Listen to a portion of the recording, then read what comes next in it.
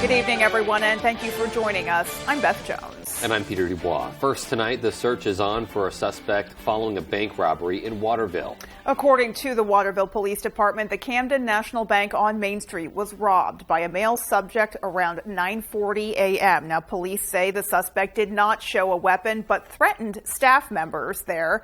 The man left the bank on foot, causing multiple schools in the area to close. The suspect is described as a white male wearing a green winter jacket. It was reported that a suspect, about 5'9" or 5'10", with blondish hair, had gone in, made a threat, and made away with an undisclosed amount of cash. We responded to the area and conducted a search for about an hour and a half, and now detectives are investigating the case. Numerous agencies responded to the incident, including the Winslow and Fairfield Police Departments, Maine State Police, and the FBI. Anyone with information concerning the robbery is asked to contact the Waterville Police Department at 207-680-4700. And you're asked to speak to Detective Daryl Gordon. Rescuers were called to the scene of a serious accident this morning in Prospect. The call for help came in around 4:25 a.m. A vehicle had rolled over on Fort Knox Road and became pinned against some trees. Bucksport rescuers were also called to the scene with the Jaws of Life equipment to help free a man who was trapped inside the wreckage. There's no word on his condition. We'll have more information on this story as it becomes available. Well, Governor Mills has released the highly anticipated plan for dealing with heating and energy challenges this winter. The Emergency Winter Energy Relief Plan aims to ensure low-income and middle-class Mainers can stay warm and safe this winter, despite higher energy prices and other financial challenges. Now, here are the highlights of the plan. It includes $450 checks for an estimated 880,000 Mainers who are eligible to help deal with those heating costs. Now, those checks would be sent out in mid-January. Eligibility is based on already filed 2021 tax returns, and the checks would go to Maine people who have a federally adjusted gross income of less than $100,000 if filing single, or married and filing separately. Now, $150,000 is the threshold if filing as the head of the household, or $200,000 for couples filing jointly. There would also be millions in funding for the Home Energy Assistance Program to make sure folks get the same benefit they did last year, and millions to Maine Community Action Partnerships to help deliver emergency fuel assistance to those in need. And finally, the plan provides funding for emergency short-term housing to avoid homelessness during winter months. Now, to get it done, Governor Mills' office said they negotiated with Republican and Democratic leadership and raised the income threshold for the winter energy relief payment. The governor is urging the legislature to pass the plan on December 7th, when the first regular session of the 131st Maine legislature convenes. It needs the support of 2/3 of the legislature to be enacted as an emergency measure. For more details, you can head to our website, foxbangor.com.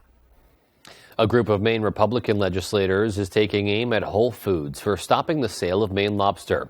Whole Foods, which only has one location in Maine, in Portland, recently stopped selling Maine lobster after environmental groups downgraded it over concerns lobster gear puts right whales at risk. The government is looking to more tightly regulate lobstering, limiting where they can fish and what they can use for gear. Today, a group of Republican lawmakers unveiled legislation to ban Whole Foods from participating in the tax programs that benefit retail stores in Maine and ban the state from contracting with Whole Foods. Some overpriced, yuppie grocery store chain that sides with some people who have never stepped foot on a lobster boat before.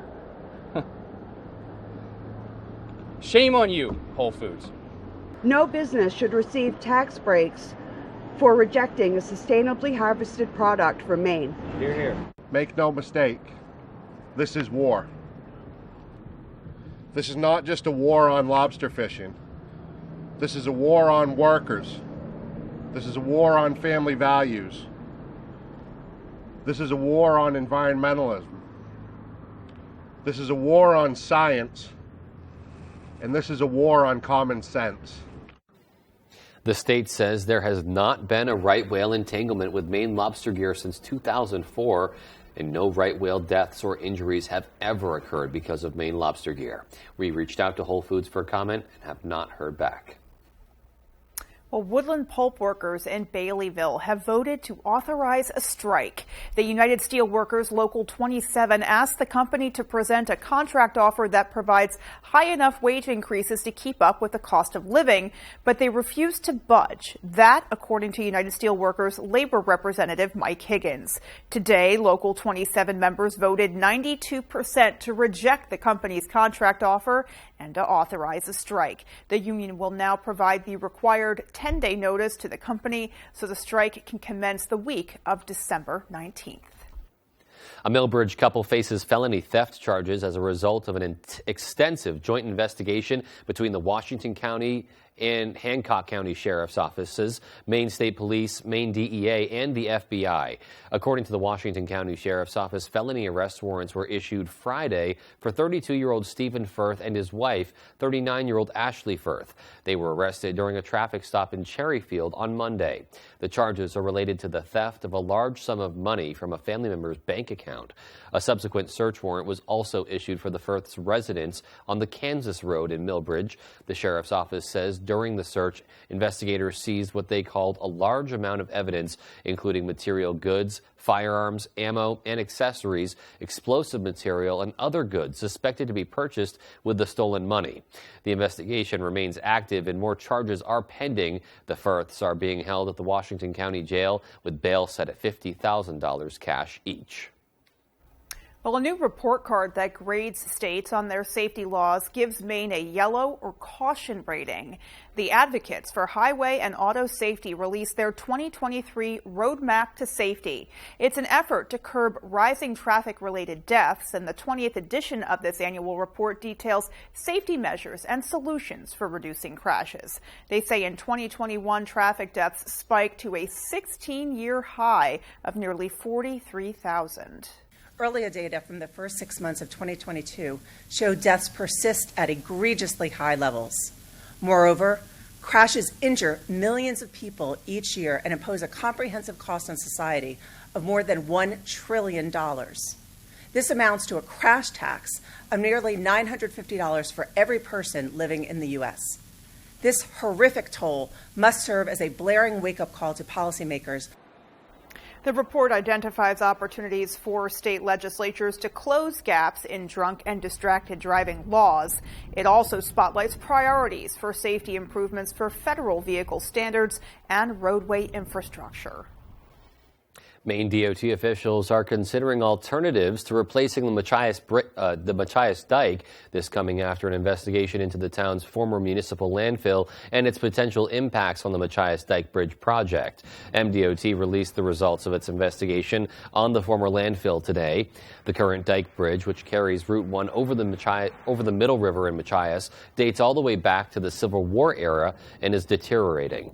Maine DOT initially determined a bridge span was the best alternative to replace the existing 4-box culverts, which would raise water levels in the area. According to the report, lab testing indicated the landfill has already negatively impacted surrounding water quality, finding elevated levels of PFAS chemicals and other inorganic compounds that exceed thresholds for safe drinking water. Even though the analysis suggests raising water levels in the Middle River would not worsen those impacts, officials are still cautious. In a statement, Maine DOT Chief Engineer Joyce Taylor said, quote, "Even though this report suggests that increased water levels associated with the bridge alternative would not worsen the negative environmental impacts at the former municipal landfill site, these findings still raise concerns for us. We are still considering other alternatives and will continue to working with our environmental partners at the state and federal levels to find the best path forward for the Machias community," end quote. Other information about the Machias Dike Bridge feasibility study can be found at maine.gov/MDOT. Well, a $2.5 million grant in climate investments funded by Governor Mills' Maine Jobs and Recovery Plan is coming to Downeys community partners. The money received will go towards training weatherization technicians through a paid internship course with Washington County Community College and Kennebec Valley Community College. The organization is one of 9 being awarded the funds. Downeys Community Partners Development Director Sharon Cadis says it's a great opportunity. The workforce development part is super exciting because it opens up a pathway to an energy efficiency career. Downeys Community Partners will be launching the program next year with 9 open slots for anyone interested in taking part. Initial planning for the new Bangor Transit Center started back in 2017, and in just a couple days, all the work will come to fruition with the grand opening. The new and improved center will make scheduling information, live ticket sales, and bathroom facilities available for passengers, as well as an indoor waiting area and other amenities and technology. Stakeholders say it's a long-awaited upgrade to the previous depot, which was torn down in 2019 after modifications were made to the parking garage that housed it, and they can't wait to see it officially unveiled. It's taken a long time. COVID came and went, and it slowed us down. The passengers have been very, very patient with us. The drivers are very patient. We've moved them 3 or 4 times throughout the city as temporary waiting area, temporary depot per se, and they've all been very patient and very forgiving. So I'm hoping that they will appreciate it and come celebrate with us. The grand opening ceremony is taking place Friday at 1 o'clock. Self-guided tours will be part of those festivities as well. So definitely something for passengers to look forward to there. I really think that new and improved transit center is going to mean a lot to the Bangor community, and I think as the months unfold following its official unveiling, I think we'll really be able to see how it affects the area. Absolutely. Yeah. Well, looking outdoors, it was a pretty mild day overall outside. Not much to complain about at all. Yeah, no, I mean, the mild temperatures are kind of a nice treat. We know we'll have plenty of cold temperatures in store for the next few months. And with a little bit on what we can expect, at least in the next few hours, let's take a first look at our forecast. All right, Beth, thank you. Look what we did today. High temperatures up near 50 here in Bangor, 46 Millinocket, 49 for Bar Harbor. This is not normal. We'll pay for it at some point, but just not anytime soon, as we have warm weather tomorrow as well. Highs near 50, and then a bit cooler for us getting in here Thursday into Friday. Lots of rain showers approaching the area right now. It's going to be a rainy night tonight and a rainy day tomorrow. In fact, a very slow-moving system here that won't really be done with us until midday on Thursday. So a good 24 hours of some rain showers to get through. All rain, no snow this time, with temperatures too warm for that. Our forecast then tonight, though, is increasing clouds, some rain showers out there by daybreak, with low temperatures hanging out near 40. Your full forecast coming up. Beth? All right, so kind of a dreary overnight, but it's an overnight. You're sleeping. Exactly. Yeah, nothing wrong with that. All right. Well, still to come on Fox 22 News at 10, the final election race for the 2022 midterms taking place today. Of course, we're talking about Georgia's runoff election. We'll look at what the results mean for Mainers. And Downeys Horizons holds its annual Christmas party for the first time in 3 years. We'll have those stories and more local news after this. Look around your house. Home is more than just eating, sleeping, and sitting. Play some pool, air hockey, have some friends over. So now, come look around our house. Experience the choices at Jordan's. In recent years, we have seen many major shifts in the housing market. Maine Val has the experience and expertise to analyze these changes to provide a clear and accurate service for all your real estate appraisals. From estate and tax planning, divorce litigation, and other legal matters, we offer services to all our communities across the state of Maine. You do not have to navigate this turbulent market blindly. Trust in Maine Val's extensive experience to make highly informed decisions. Contact us today at 573-3222. Dear LL Bean, I'm back home for the holidays, wearing my favorite LL Bean flannel. William! That's Carol and Jim, the Flair fanatics, and Uncle Fred, the funny man. And Pam, I've missed her punch. That's Lucy. And this, whoa, is everything.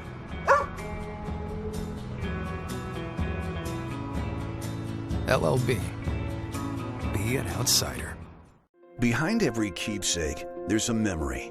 Behind every photo, there's a story. Behind Bouchard Cleaning and Restoration, there's people giving back by bringing back what was thought to be lost. The details, the time, and the expertise, all packaged up behind a name that Mainers have trusted for over 35 years. Statewide commercial and residential services. Bouchard Cleaning and Restoration. You keep the memories. We'll handle the rest. It's a Masked Singer Christmas sing-along with special surprises and all new performances. Merry Christmas! The Masked Singer Christmas sing-along, Wednesday on Fox.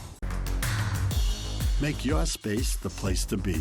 Enjoy each moment and create memories with friends and family. And now, get up to 60 months no interest. Experience the fun at Jordan's. Coming up on the next Good Morning Maine, construction crews are putting their finishing touches on a new downtown hub for the city's bus system. We'll give you a look. We'll also see what Howard is cooking up in the Mr. Food test kitchen. And Devin will tell us how long the rainy weather will stick around. We hope you'll join us on Good Morning Maine. The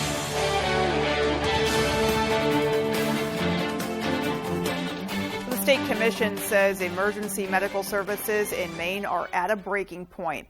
Brad Rogers looks at how we got to this point and recommendations by the Commission to fix the problem. You know, it's a tough job. The pay isn't the best. The hours are long. In its final report, the Commission studying emergency medical service says Maine is at a breaking point, the result of inadequate funding and poor recruitment. We don't expect that anywhere else in the healthcare system. Why do we expect it in this essential service of healthcare? Even from when I started here just a couple years ago, there was a lot more people then than there is now. Nick Heggard is a part-time firefighter and advanced EMT for New Gloucester and Hollis. You know, a lot of us work multiple jobs. We have to work a bunch of hours in a row to try to make money to just pay our bills and support our families. We just lost an employee to another community because they have a little better pay, and you're sort of robbing Peter to pay Paul. Commission members say the most pressing concern is woefully inadequate Medicare and Medicaid reimbursements, driving the cost of emergency medical service up. That's especially damaging for small fire departments like New Gloucester that don't respond to as many calls as those in larger communities. But they still need the equipment and the people when those calls come in. That time matters when someone's, in cardiac arrest or, having a stroke. It does seem like small towns are the losers in all of this, right? Correct. The Commission recommends the legislature infuse $70 million a year over the next 5 years for emergency medical service, with $25 million going directly to EMS agencies at risk of failing. Included in that is to make sure that we have a very strong workforce who are EMTs, advanced EMTs, first responders, paramedics. Senator Curry says pay and benefits must also increase to attract and retain EMTs. The towns can't be doing it alone. The state needs to be playing a bigger role. I hope things get better because I don't think we can get much worse from where we are now. That was Brad Rogers reporting. Meanwhile, the City of Portland's forestry team is putting out a new warning about an invasive insect in our trees. The emerald ash borer was first detected in Portland's Payson Park back in 2019. The insects burrow into ash trees, which are more common along roadways. The tiny bug has already killed millions of trees in 35 states and is expected to kill many more, especially in southern Maine, within the next year, and many more to come. But one thing that's good is that we have a real network of experience from a decade or so as this pest has come across the country getting ready for this. And it doesn't make it any easier for people who have ash trees in their landscape, but it gives us a chance to kind of look at that research. The City of Portland's forestry team wants the public to be aware of the decline in efforts to remove affected trees. Well, Downeys Horizons held its annual Christmas party for the first time in 3 years. Our Matthew Jurancic was there.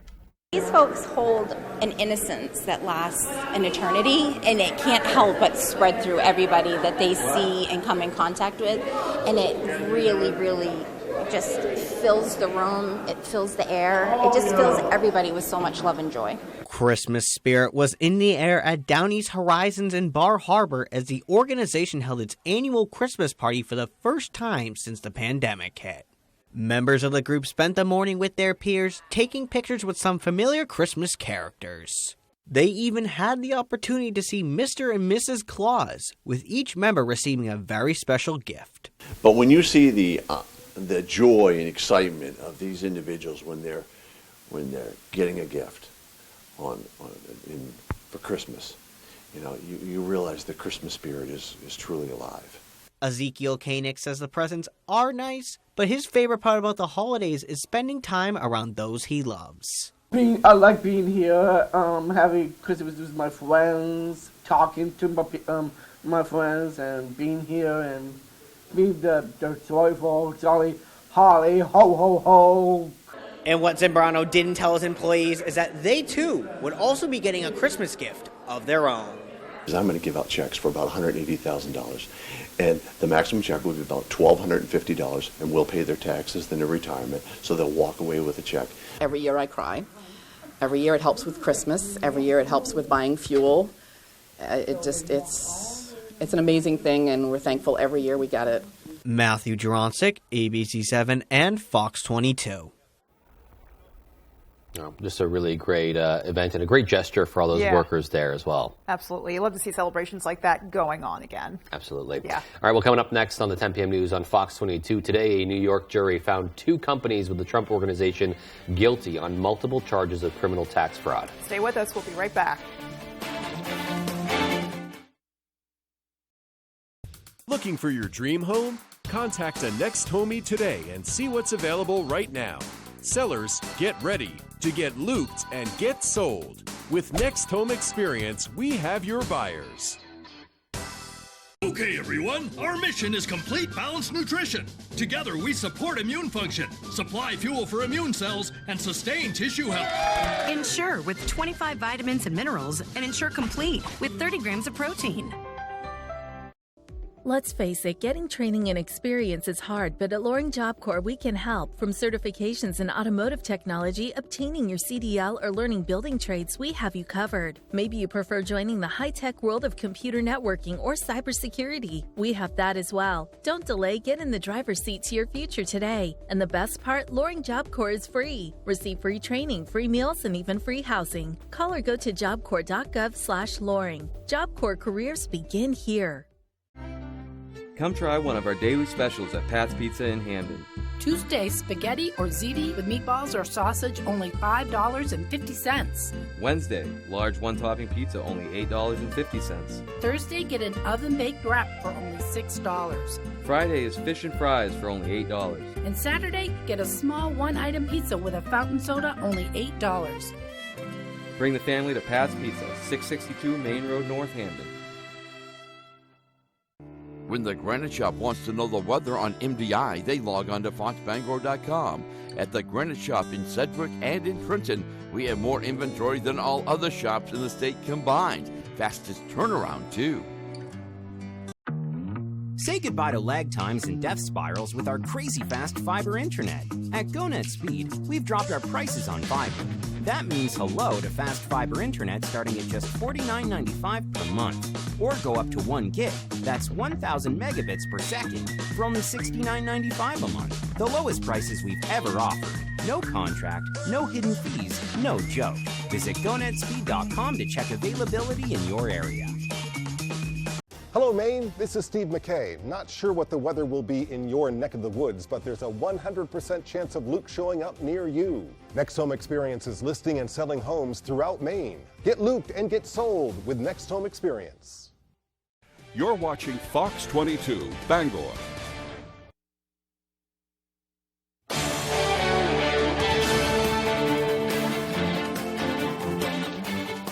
A jury convicts former President Donald Trump's Trump Organization on multiple counts of criminal tax fraud, finding the company guilty on 17 counts. Fox's Eric Shawn has more from New York. The Trump Organization guilty of a widespread, long-running systematic tax fraud and financial crime scheme to cheat on taxes. After 10 hours of deliberations, the jury found Trump's business engaged in a conspiracy and falsified business records by illegally doling out luxurious perks to some executives, all to evade the tax man. Though he was not charged in this case, prosecutors said the former president explicitly sanctioned the scheme by signing off on the practices, personally paying for some of the fraudulent perks, and gave his okay to a key part of the plot. Manhattan District Attorney Alvin Bragg said no company or executive is above the law. This was a case about lying and cheating, false documents to the end of evading taxes for the benefit of individuals and the corporations. The key witness was one of the top Trump family advisors for decades, former Chief Financial Officer Alan Weisselberg. He has pled guilty to evading taxes and will serve 5 months in prison.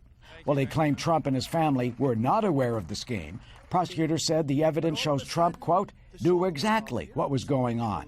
The former president has branded this case a, quote, witch hunt brought by a Democratic prosecutor. Former federal prosecutor Andy McCarthy says this could be the first of additional legal actions against Trump or his companies. I think that his company is now going to be seen as a convicted tax felon, and that's going to have consequences for them in terms of doing business going forward. The investigations against Trump continue, not only by the Manhattan District Attorney, but also the Justice Department. It is pressing forward with its probe of January 6th and the classified intelligence material that was recovered from Mar-a-Lago. In New York, Eric Shawn, Fox News. Well, the Trump Organization faces a fine of up to $1.6 million. Sentencing is scheduled for January 13th. The defense says they will appeal the decision. Meanwhile, there is a major political fight going on over the military budget. Republicans are vowing to reject the spending plan over a vaccine mandate for the troops. Fox's Chad Pergram has the story.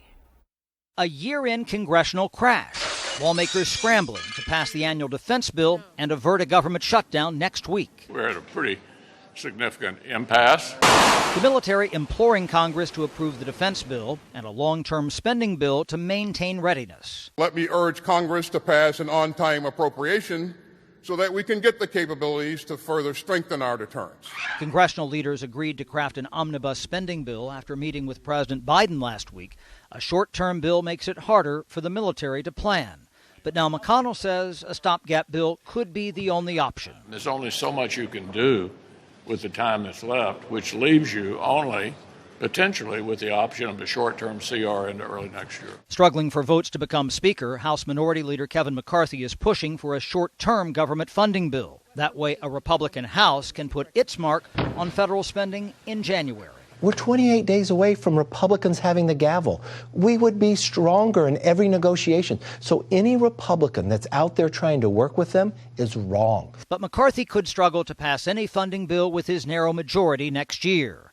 Fox has told McCarthy prefers funding the government now, not when the GOP is in charge.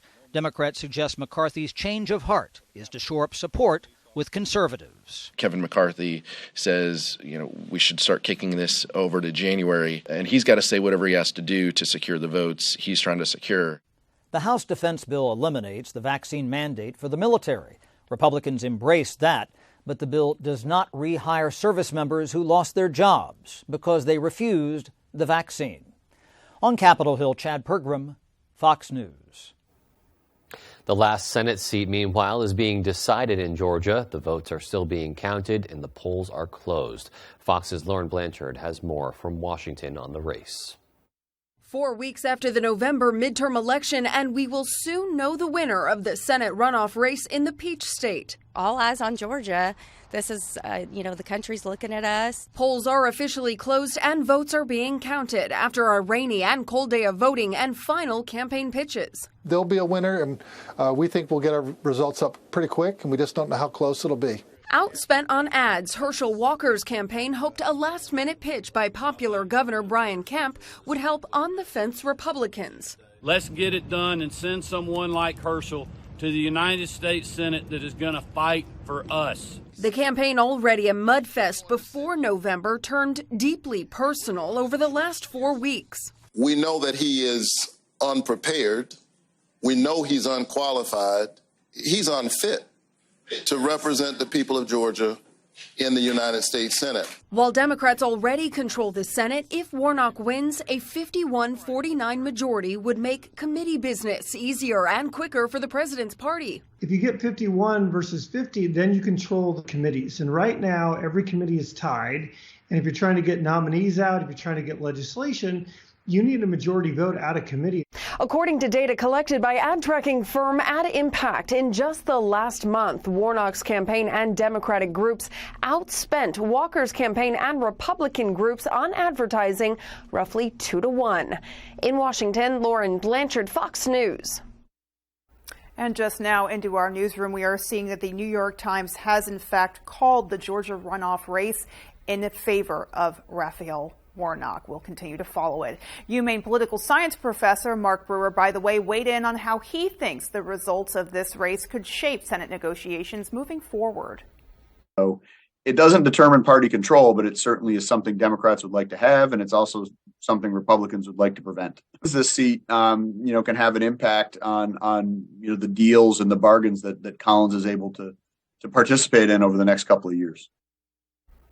All right, so as we just said, the New York Times calling the race for Raphael Warnock. We will continue to monitor the situation. Absolutely. Meanwhile, still to come on Fox 22 News at 10, how the Hope House in Bangor is receiving a generous gift from a cellular carrier. And in sports, after going winless for around a month, Maine hockey is now on a 3-game winning streak, and they're looking to close out the year on a strong note. We'll be right back. Crank it up and hold on tight for the biggest breaking season. Oh my God, we're doing Marvel. They like this one. Lego Masters, Wednesday on Fox. If you're 45 or older, it's time to take a step in owning your health. Getting a colonoscopy is one of the best things you can do to detect and prevent colon cancer in your future. Physicians at the St. Joseph Digestive Health Center are there to help you live life to the fullest, starting with a screening colonoscopy. Own your health by calling to schedule your colonoscopy. Call the St. Joseph Digestive Health Center at 907-3550. It's time. You can get any phone you want. Any one I want? Any phone you want.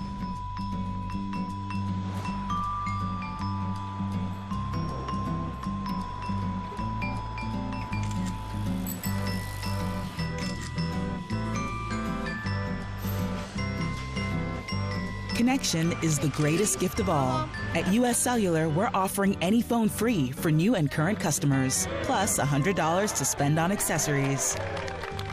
Sometimes big truck accidents can result in big case settlements. These are just some of the big case results I fought to get my clients. If a big truck hurts you, we'll make them pay you every single dollar you deserve for your injuries. I'm Jim with Lowry & Associates. If you've been hurt by a big truck, call the Twos. We win for you. Hurt by a big truck? Come out on top. Call the Twos. Call 222-2222.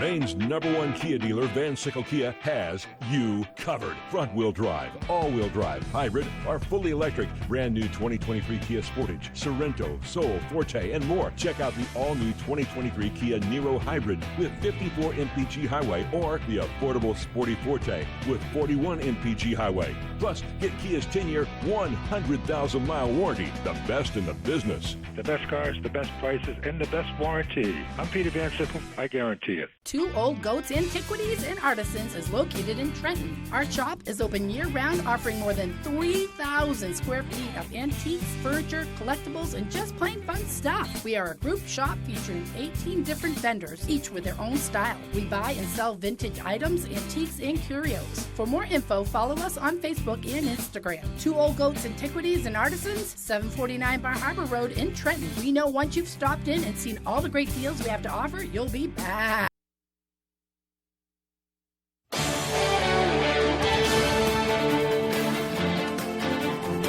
Welcome back. The South Solon Meeting House and its frescoes are getting a lot of attention these days thanks to a group of Colby College students. As our Jody Hersey tells us, the students are creating a website for the frescoes so people from all over can see their beauty. Like, you really don't run into frescoes very often, let alone in the middle of Maine. It's definitely like a diamond in the rough. Students in Professor Veronique Plesche's class at Colby College have spent the fall semester researching everything they can about the South Solon Meeting House frescoes so they could create a website about the art. Our connection to it is really just, I think, giving it the attention it deserves. Each student was tasked with studying one fresco inside the meeting house, art that was created by another group of students in the 50s at the nearby Skowhegan School of Painting and Sculpture. I am working on the fresco on the ceiling, and the artist that painted that was Edwin Brooks, and he's the only artist that is not affiliated with the school. The class also spent time looking at several websites to get ideas on how their website about the frescoes should look, and creating biographies on the individual artists. We've done all kinds of different things. We've had several class meetings that were really about getting the background We visited the Skowhegan School. We got a tour from one of the co-directors. We talked with one of the artists who's still surviving. Professor Plesch says creating